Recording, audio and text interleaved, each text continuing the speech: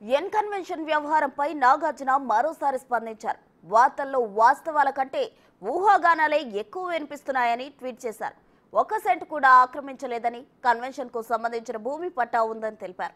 చెరువు ఆక్రమణకు గురికాలేదని special court judgement ఇచ్చినట్లు గుర్తు చేశారు. హైకోర్టు తీర్పుకు తాను కట్టుబడి ఉంటా అన్నారు. అప్పటి వరకు ఊహాగానాలు, పుకార్లు, అవాస్తవాలను నమ్మొద్దని సూచించారు.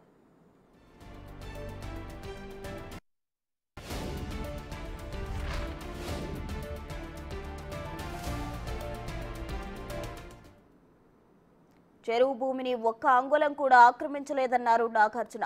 కూల్చివేతపై తాము న్యాయస్థానాన్ని ఆశ్రయిస్తామని స్పష్టం చేశారు. ఈ విషయంలో ప్రజలకు తప్పుడు సంకేతాలు వెళ్తున్నాయని ఆవేదన వ్యక్తం చేశారు. కూల్చివేతకు ముందు ఎలాంటి నోటీసు జారీ చేయలేదన్నారు. కేసు కోర్టులో ఉన్నప్పుడు ఇలా చేయడం సరికాదని, చట్టాన్ని గౌరవించే పౌరుడిగా కోర్టు తమకు వ్యతిరేకంగా తీర్పిస్తే తామే కూల్చివేసే వాళ్ళమని నాగార్జున వ్యాఖ్యానించారు.